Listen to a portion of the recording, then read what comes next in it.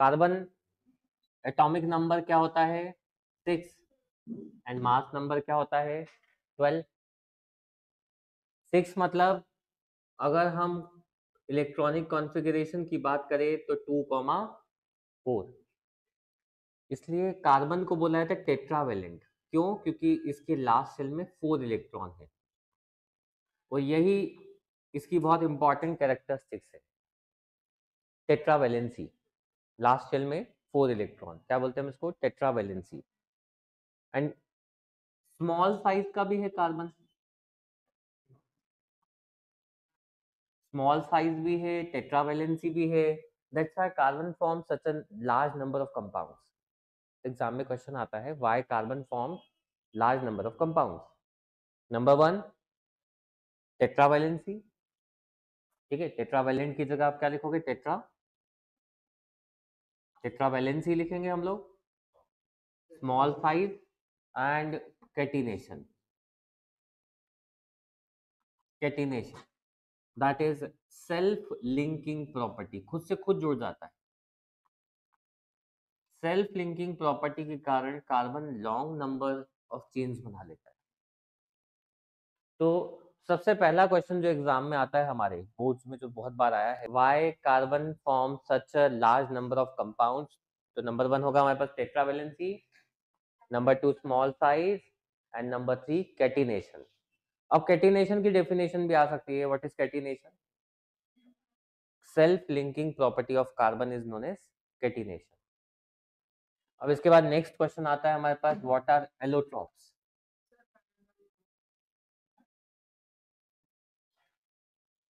different physical forms of an element. Different physical forms of an element are known as allotrope. But उन सबके chemical properties क्या होते हैं? Same होते हैं। फॉर एग्जाम्पल कार्बन के 3 एलोट्रॉप्स है। नंबर 1 क्या होता है हमारे पास? Diamond. Number 2 graphite and number 3 buckminsterfullerenes या सिंपली फुलर भी बोलते हैं हम इसको। तो ये तीनों के तीनों क्या है? कार्बन के एलोट्रॉप्स है। क्यों बोला कार्बन के एलोट्रॉप्स? में कोई नया एलिमेंट नहीं है तो सब कार्बन ही, बट इनके स्ट्रक्चर अलग अलग है। जैसे अगर हम डायमंड की बात करें, शेप बनाता है और जैसे पैक शेप बनाता है। ग्रेफाइट की बात करें तो वो हेक्सागोनल पैकिंग के लेयर्स बनाता है इस तरह से। तो इनके स्ट्रक्चर का डिफरेंस है। और बकमिंस्टर फुलरेंस फुटबॉल जैसा शेप बनाता है 60 कार्बन का। तो ये तीनों क्या है? कार्बन के allotropes having similar chemical properties but different physical properties. Appearance अलग अलग है, दिखते अलग अलग है। अगर मैं इन तीनों को ही बर्न करूंगा तो तीनों CO2 फॉर्म करेंगे, लेकिन डायमंड देखिए तो एकदम ब्राइट शाइन करता है। ग्रेफाइट बात करें तो शाइन करता है लेकिन ब्लैक कलर का है। और बकमिंस्टर फुलरेंस ब्लैक कलर का काजल जैसा सॉफ्ट सब्सटेंस है। तो हमें इसका ना नंबर ऑफ कार्बन पूछे जाते हैं बोर्ड्स में। क्या क्वेश्चन पूछा जाता है? How many carbon are there in buckminsterfullerenes? तो 60 कार्बन। इनमें से कौन इलेक्ट्रिसिटी कंडक्ट करेगा? ग्रेफाइट है जो इलेक्ट्रिसिटी कंडक्ट करता है, बिकॉज इसमें फ्री इलेक्ट्रॉन है। क्या है? हार्डेस्ट सब्सटेंस कौन सा है इनमें से? डायमंड है। इसलिए डायमंड का यूज कहाँ किया जाता है? ग्लास कटर्स में। डायमंड को कट करने के लिए डायमंड के कटर्स बनाए जाते हैं। तो हार्डेस्ट सब्सटेंस जो है वो क्या है हमारे पास? डायमंड। ग्रेफाइट का यूज हम लोग एज अ लुब्रिकेंट भी करते हैं। लुब्रिकेंट मतलब ऑयल जैसे होता है ना, उसको भी लुब्रिकेंट बोलते हैं ना। तो लुब्रिकेंट की तरह यूज किया जाता है हेवी मशीन्स में, बिकॉज हेवी मशीन्स में अगर आपने ऑयल यूज किया तो वो तो इवोपोरेट हो जाएगा। इसलिए किसका यूज करते हैं हम लोग? ग्रेफाइट का। ये सब के सब क्या है? एलोट्रॉप्स है। Allotropy is the phenomena of existence of an element in two or more form which have different physical properties but almost similar chemical properties. Carbon जो होते हैं, कार्बन से सेल्फ लिंकिंग कर रहा है, तो सेल्फ लिंकिंग प्रॉपर्टी को हमने कैटिनेशन बोला। लेकिन कार्बन कार्बन से जुड़ेगा कैसे? बॉन्ड कैसे बनाएगा? तो उसको हम बॉन्ड बोलते हैं कोवेलेंट बॉन्ड। यानी कार्बन कार्बन से कौन सा बॉन्ड बनाता है? कोवेलेंट बॉन्ड, एंड ये बनता है बाय शेयरिंग ऑफ इलेक्ट्रॉन। भाई बोलते हैं शेयरिंग इज केयरिंग, तो ये लोग भी ऐसे ही बिलीव करते हैं कि शेयर करते जाओ, लेकिन क्या शेयर करेंगे? इलेक्ट्रॉन। कार्बन के लास्ट शेल में 4 इलेक्ट्रॉन्स होते हैं, तो हम डॉट स्ट्रक्चर बोलते हैं इसको, हमने डॉट स्ट्रक्चर बनाया, और कार्बन के डॉट स्ट्रक्चर में लास्ट शेल में कितने इलेक्ट्रॉन्स है? 4 इलेक्ट्रॉन। हम इसको सबसे सिंपलेस्ट सब्सटेंस से समझते हैं, हाइड्रोजन से। हाइड्रोजन के लास्ट शेल में 1 इलेक्ट्रॉन होता है, ये एक और हाइड्रोजन से मिल जाए और दोनों अपना एक एक इलेक्ट्रॉन शेयर कर लें, तो इस तरह से दोनों के पास 2 इलेक्ट्रॉन हो जाएंगे। जैसा कि हमें पता है हाइड्रोजन का फर्स्ट शेल ही लास्ट शेल होता है, और फर्स्ट शेल में कितने इलेक्ट्रॉन मैक्सिमम आते हैं? 2। तो इस तरह से इनका डबलेट कंप्लीट हो गया, और हाइड्रोजन ने बना लिया इस तरह से सिंगल कोवेलेंट बॉन्ड, जिसको हम सिंपली सिंगल बॉन्ड बोल सकते हैं। यही अगर ऑक्सीजन होता, अब ऑक्सीजन हम देखें तो एटॉमिक नंबर 8, 2,6, लास्ट शेल में कितने इलेक्ट्रॉन? 6। अदर देन हाइड्रोजन बाकी सब ऑक्टेट बनाते हैं। हाइड्रोजन को क्या बनाना होता है? डबलेट। हाइड्रोजन को क्या बनाना है? डबलेट बनाना है। अदर देन जो हाइड्रोजन है उनको ऑक्टेट बनाना है, 8 इलेक्ट्रॉन। ये 2 इलेक्ट्रॉन वाला है, बाकी सब 8 इलेक्ट्रॉन्स। तो एक और ऑक्सीजन आ गया, उसने भी अपने 2 इलेक्ट्रॉन यहाँ शेयर कर दिए। अब ये दोनों के 2 इलेक्ट्रॉन बीच में शेयर हो चुके हैं। अब इसके पास भी 8 इलेक्ट्रॉन्स हो गए, इसके पास भी 8 इलेक्ट्रॉन्स हो गए। इस तरह से इन्होंने क्या बना दिया? डबल बॉन्ड बना लिया। ठीक है, क्या बनाया इन्होंने? Double bond. तो अदर देन हाइड्रोजन बाकी सब क्या बनाते हैं? ऑक्टेट। क्लियर है? नाइट्रोजन का केस देखें, तो भाई नाइट्रोजन के लास्ट शेल में 5 इलेक्ट्रॉन्स होते हैं, इसको और कितने इलेक्ट्रॉन चाहिए? 3। तो वो अगले नाइट्रोजन के साथ 3 इलेक्ट्रॉन शेयर करके इस तरह से ऑक्टेट बना लेता है, और इनका बनता है यहाँ से ट्रिपल बॉन्ड। ये सभी कोवेलेंट बॉन्ड के टाइप है, सिंगल बॉन्ड, डबल बॉन्ड, या फिर ट्रिपल बॉन्ड। और सब में से स्ट्रॉन्ग ये वाला बॉन्ड होता है, ट्रिपल बॉन्ड। तीनों में सिंगल, डबल, ट्रिपल में से स्ट्रॉन्ग कौन सा बॉन्ड होता है? Triple bond. अब इसी तरह से अगर मैं बात करूं मीथेन की, CH4, तो मीथेन बॉन्ड कैसे बनाएगा? कार्बन के पास 4 इलेक्ट्रॉन है, अब ये एक एक हाइड्रोजन के साथ ऐसे शेयरिंग करना स्टार्ट करेगा, और इस तरह से हर एक हाइड्रोजन का क्या बनता जाएगा? डबलेट बनेगा, और कार्बन का क्या बन जाएगा यहाँ से? इस तरह से हमारे पास ऑक्टेट बन गया। और इस तरह से इन्होंने क्या बनाया? सिंगल बॉन्ड बना लिए। क्लियर है? तो ये जो कार्बन के जितने भी कंपाउंड्स है सबके सब कैसे बॉन्ड्स बनाते हैं? Covalent bond. अब हर वो सब्सटेंस जिसमें कार्बन होता है उनको बोलते हैं ऑर्गेनिक कंपाउंड्स। कार्बन के साथ हाइड्रोजन जरूर होगा, carbon, hydrogen, oxygen, nitrogen, sulphur, और एलिमेंट्स हो सकते हैं, लेकिन हाँ कार्बन हाइड्रोजन कंपलसरी। उन सबको क्या बोला है हमने? Organic compound.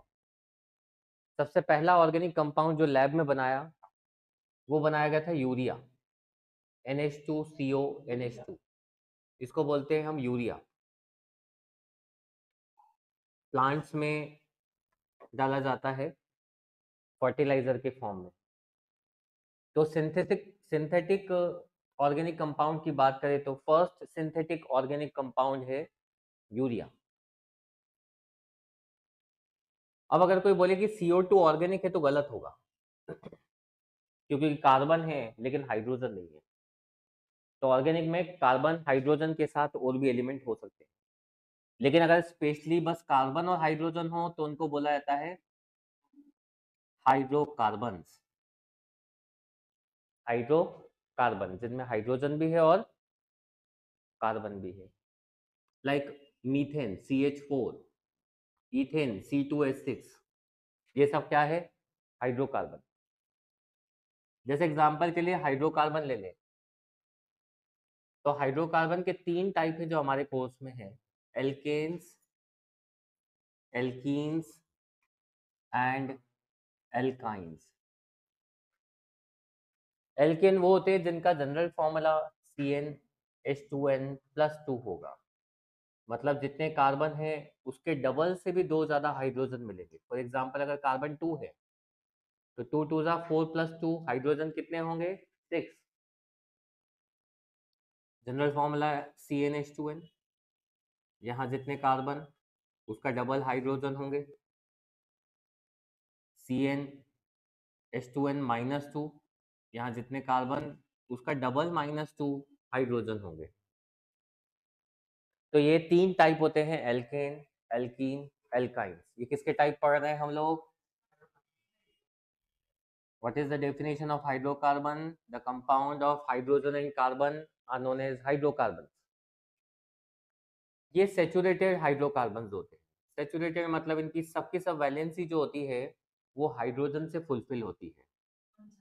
ये अनसैचुरेटेड होते हैं and this one is also unsaturated. इनमें सिंगल बॉन्ड होता है, इसमें डबल बॉन्ड होगा,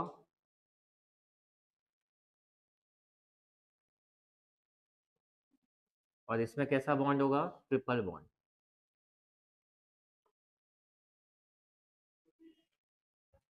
इनमें सफिक्स लगता है एन। अब ये सफिक्स क्या होता है मैं आगे समझा रहा हूं तुम्हें। इनमें सफिक्स लगता है इन, इनका suffix in, and third one इसका सफिक्स क्या होता है हमारे पास? आइन। तो ये हाइड्रोकार्बन का डिफरेंस है।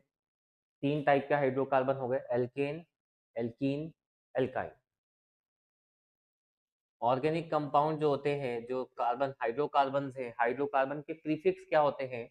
1 कार्बन के लिए हम लोग क्या लगाते हैं? मिथ। 2 कार्बन के लिए इथ, 3 कार्बन प्रोप, ब्यूट, 5 कार्बन के लिए क्या आएगा हमारे पास? Pent, 6 carbon hex, 7 carbon hept, और 8 कार्बन ऑक्ट। ऐसे 9 कार्बन के लिए आता है नॉन, और 10 कार्बन के लिए क्या आ जाता है हमारे पास? डेक।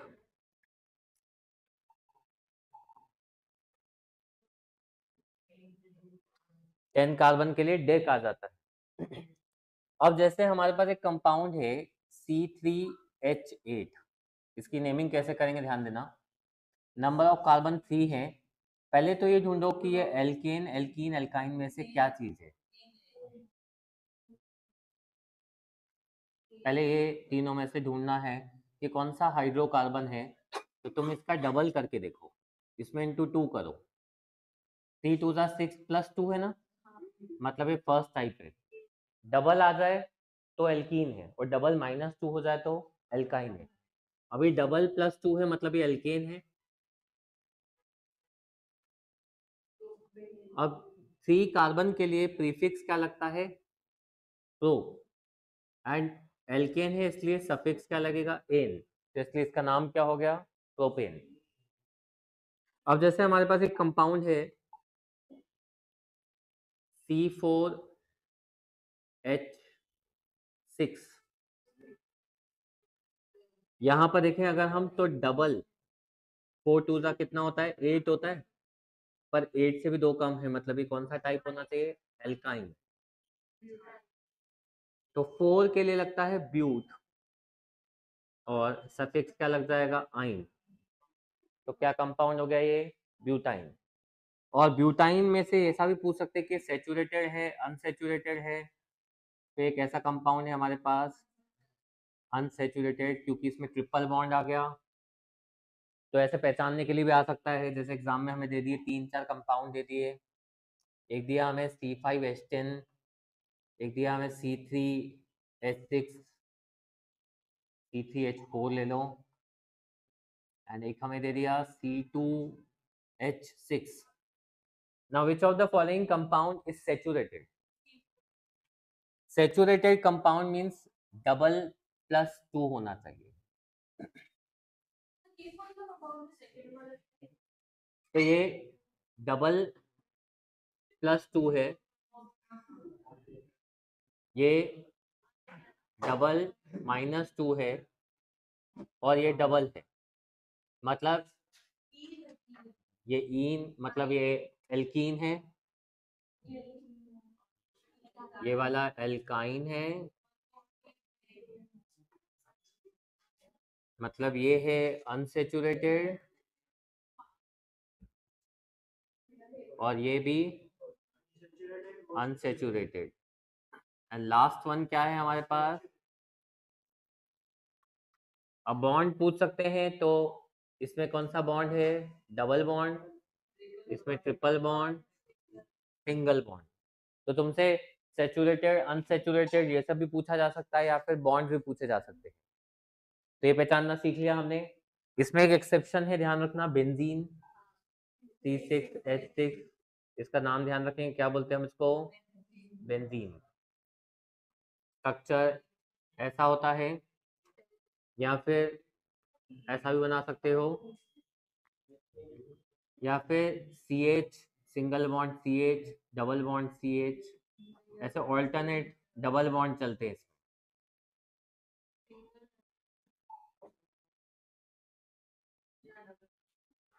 तो ये बेंजीन का स्ट्रक्चर होता है। ये अलग कंपाउंड है, इनको एरोमेटिक कंपाउंड बोलते हैं, जो अपने कोर्स में नहीं है, लेकिन बेंजीन के बारे में पूछा गया है।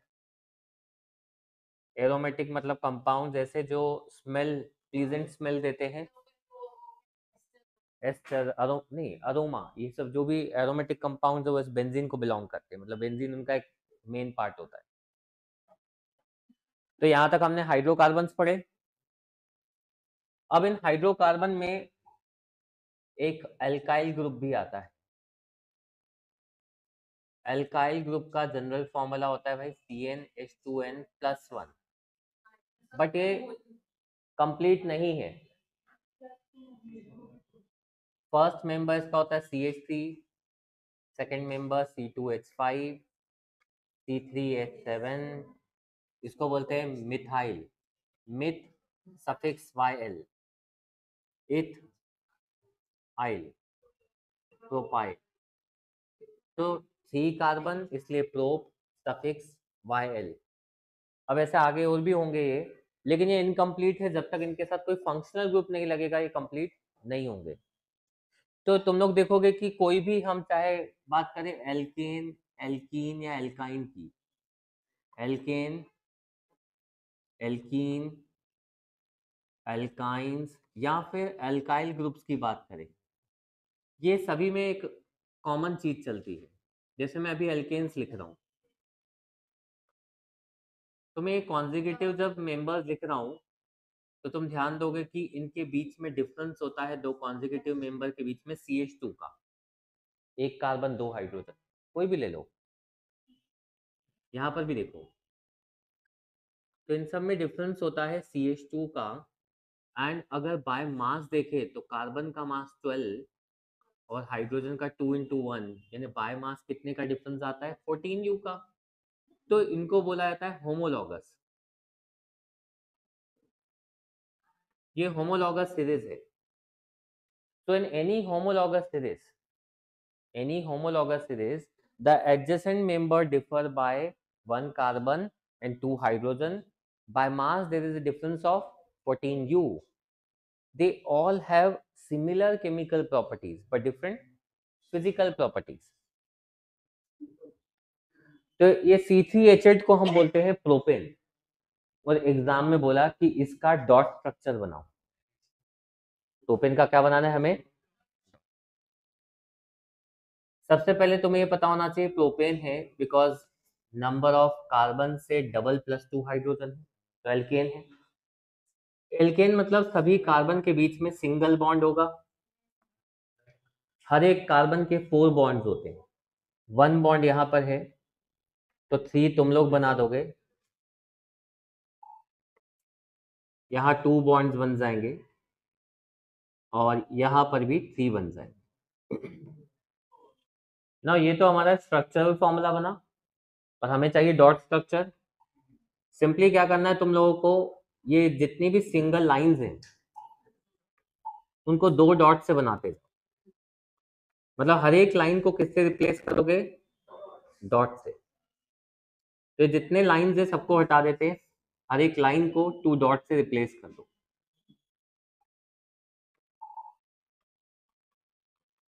ये बन गया इस तरह से।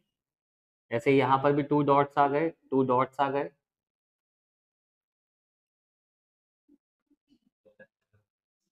अब ये देखो, इसकी बात करें हम लोग तो यहाँ इसका ऑक्टेट कंप्लीट हो जाएगा और यहाँ इसका भी ऑक्टेट कंप्लीट हो जाएगा। ये ऑक्टेट हो गया कंप्लीट और इनके डबलेट कंप्लीट हो गए। इस वाले कार्बन का ऑक्टेट कंप्लीट, इसका भी ऑक्टेट कंप्लीट हो रहे। देखो इनके डबलेट कंप्लीट। ये कौन सा बॉन्ड क्या बन गया हमारे पास? सिंगल बॉन्ड बन गए और ये इसका डॉट स्ट्रक्चर बन गया प्रोपेन का। तो तुम्हें पहले सिंगल बॉन्ड के स्ट्रक्चर बनाने हैं, उनको डॉट से रिप्लेस कर देना है। अभी जैसे हमारे पास एक कंपाउंड दिया C2H4, हाइड्रोजन कार्बन से डबल है, मतलब एल्कीन है। इथीन, एल्कीन मतलब कार्बन और कार्बन का कौन सा बॉन्ड बनेगा? Double bond. And number of hydrogen 2 और 2 4 हो जाएंगे इस तरह से। अब अगर मुझे इसको डॉट स्ट्रक्चर में बदलना है तो हर एक लाइन को 2 डॉट से रिप्लेस करना है।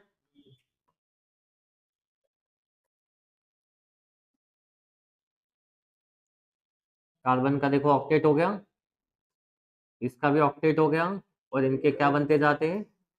डबलेट बनते जाते हैं। इस तरह से डॉट स्ट्रक्चर बनाने के लिए आए तो एग्जाम में ऐसे बना। क्लियर है?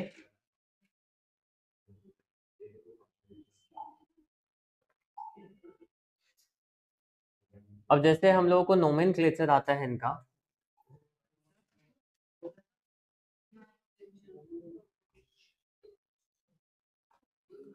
IUPAC nomenclature.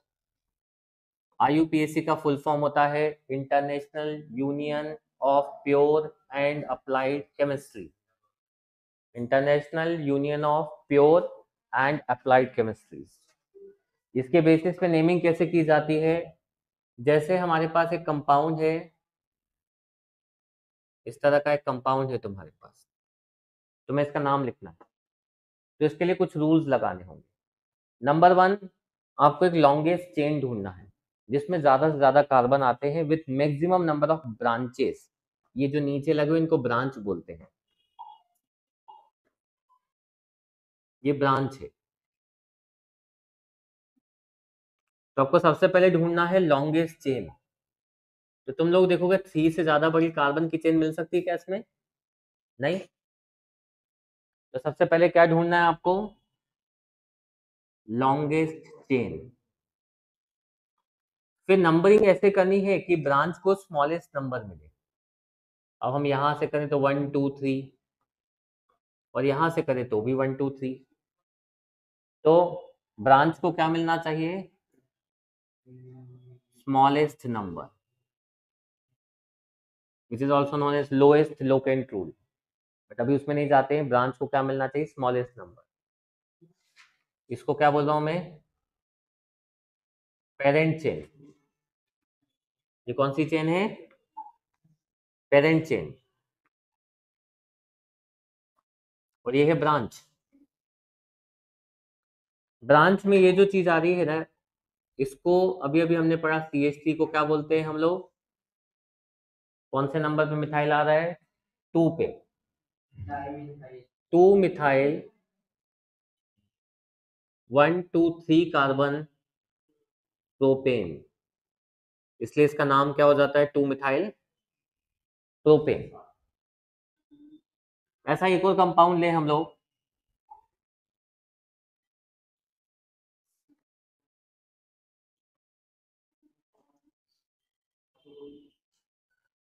इसका लॉन्गेस्ट चेन देखें कितने कार्बन का बनेगा? 1 2 3 4 1 2 3 4। तो ऑब्वियसली 4 कार्बन से ज्यादा हमें मिलना ही नहीं है। ये हो गई हमारी पेरेंट चेन। नंबरिंग लेफ्ट से करेंगे तो ब्रांच को थर्ड मिलेगा, इसलिए नंबरिंग कहाँ से करते हैं हम लोग? राइट से। क्यों? क्योंकि ब्रांच को स्मॉलेस्ट नंबर मिलना चाहिए। अगर कोई ऐसी नंबरिंग करता है तो ये गलत है, ये वाली नंबरिंग क्या है? रॉन्ग है। क्यों? क्योंकि इससे ब्रांच को 3 मिल रहा है, जबकि इधर से आते तो ब्रांच को 2 मिल रहा है। अब इसका नाम होगा 2 मिथाइल 4 कार्बन, यानी कि ब्यूटेन।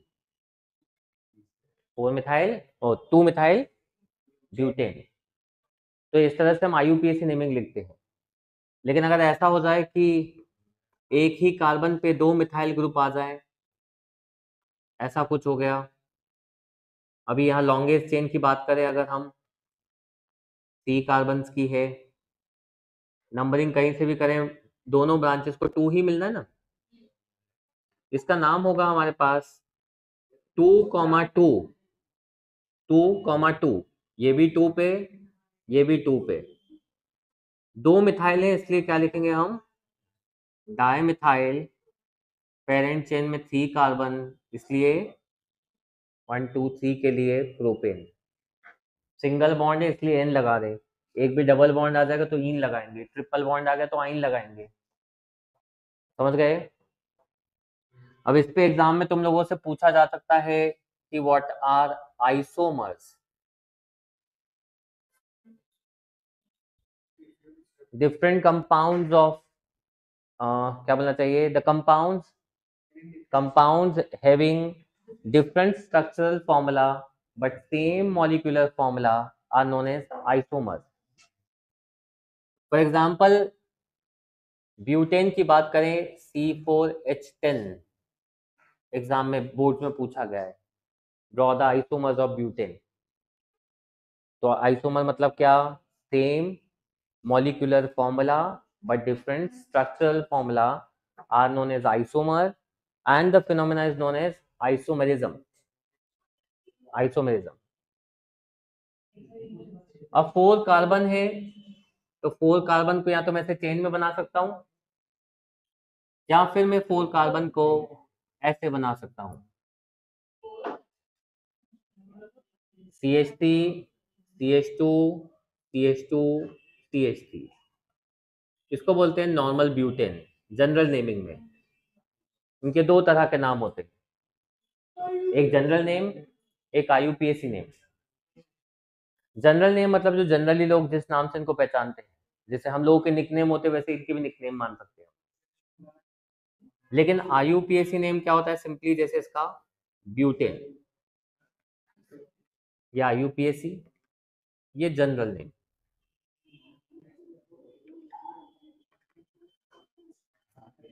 इसकी नेमिंग देखें,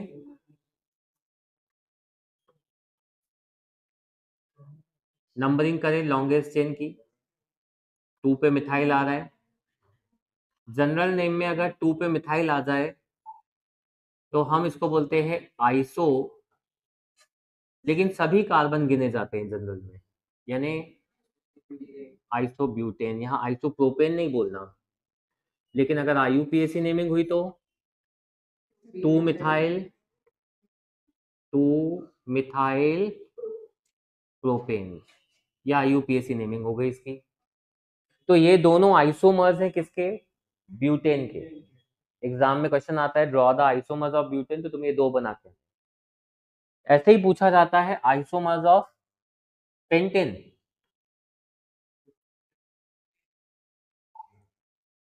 अभी पेंटेन के आइसोमर्स देखें तो पेंटेन यानी क्या होता है हमारे पास? C5H12।